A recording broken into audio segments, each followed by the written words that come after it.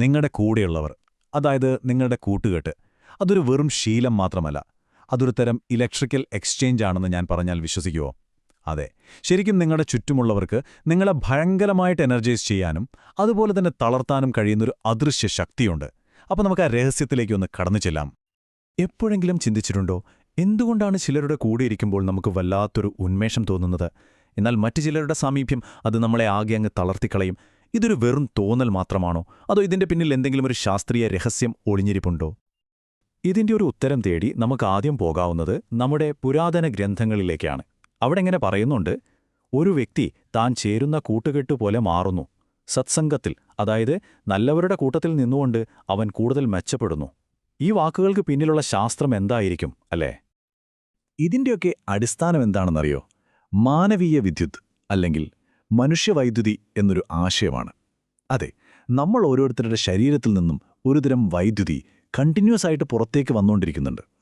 അപ്പോൾ ഈ കാണാൻ പറ്റാത്ത ശക്തിയെ മനസ്സിലാക്കാൻ നമുക്കൊരു സിമ്പിൾ ഉദാഹരണം നോക്കാം. ഒരു പൂവിനെക്കുറിച്ചൊന്ന് ആലോചിച്ച് നോക്കൂ. അത് അതിന്റെ സുഗന്ധം കൊണ്ട് ചുറ്റുമുള്ള അന്തരീക്ഷത്തെ എത്ര മനോഹരമായിട്ടാണ് നിറയ്ക്കുന്നത്. നമുക്ക് കാണാൻ പറ്റില്ലായിരിക്കും, പക്ഷേ ആ സുഗന്ധം അവിടെയുണ്ടെന്ന് നമുക്കറിയാം, നമുക്കത് അനുഭവിക്കാൻ പറ്റും. ഏകദേശം ഇതുപോലെ തന്നെയാണ് ഈ മനുഷ്യവൈദ്യുതിയുടെ കാര്യവും. ആ പൂവിന്റെ ഉദാഹരണം പോലെ തന്നെ നമ്മുടെ ശരീരവും ഓരോ നിമിഷവും വളരെ സൂക്ഷ്മമായ വൈദ്യുത കണികകളെ പുറത്തേക്ക് വിട്ടുകൊണ്ടിരിക്കുകയാണ്. ഈ ഊർജ്ജക്കണികകളാണ് നമ്മുടെ ചുറ്റുമുള്ളവരിലേക്ക് പ്രവഹിച്ച് അവരെ സ്വാധീനിക്കുന്നത്. ഈ കണികകൾ നിങ്ങളുടെ ചുറ്റും ഒരു ഊർജ്ജവലയം അല്ലെങ്കിൽ ഒരു ഓറ ഉണ്ടാക്കുന്നു. നിങ്ങൾ മറ്റൊരാളുമായിട്ട് ഇടപഴകുമ്പോൾ എന്ത് സംഭവിക്കും? സ്വാഭാവികമായും ഈ ഊർജ്ജവലയങ്ങൾ തമ്മിൽ അങ്ങോട്ടും ഇങ്ങോട്ടും കലരും. പോസിറ്റീവ് എനർജിയുള്ള ഒരാളുടെ വലയം നിങ്ങളെ ഉയർത്തുമ്പോൾ നെഗറ്റീവ് എനർജിയുള്ള ഒരാളുടെ വലയം നിങ്ങളെ തളർത്തും. സിമ്പിൾ. ഈ ആഴത്തിലുള്ള അറിവൊക്കെ എവിടുന്ന് വരുന്നോന്ന് നിങ്ങൾ ചിന്തിക്കുന്നുണ്ടാവും, അല്ലേ? ഈ ഉൾക്കാഴ്ചകൾ എടുത്തിരിക്കുന്നത് യുഗഋഷി പണ്ഡിറ്റ് ശ്രീറാം ശർമ്മ ആചാര്യജി എഴുതിയ മാനവീയ വിദ്യുത് കെ ചമത്കാർ എന്ന ഗ്രന്ഥത്തിൽ നിന്നാണ്. അപ്പോൾ ഈ ആശയങ്ങൾക്കൊരു ആത്മീയ പാരമ്പര്യത്തിന്റെ അടിത്തറയുണ്ടെന്ന സാരം.